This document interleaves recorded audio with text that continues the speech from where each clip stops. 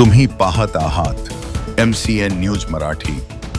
मुस्लिम समाजाला शांतता व मानवतेचा संदेश देणारे इस्लाम धर्माचे संस्थापक हजरत मोहम्मद सल्लल्लाहु अलैहि वसल्लम यांच्या जयंतीनिमित्त दानापूर येथे ईद ए मिलादुन्नबी 5 सप्टेंबर रोजी उत्साहात साजरी करण्यात आली। या निमित्ताने मुस्लिम समाजाच्या वतीने जुलूस मिरवणुकीचे आयोजन करण्यात आले होते। मस्जिद समोर तोरण, पताका व झेंड्यांनी आकर्षक सजावट करण्यात आली होती। जुलूसची सुरुवात तंटामुक्ती अध्यक्ष बब्बू खान यांच्या निवासस्थानापासून झाली।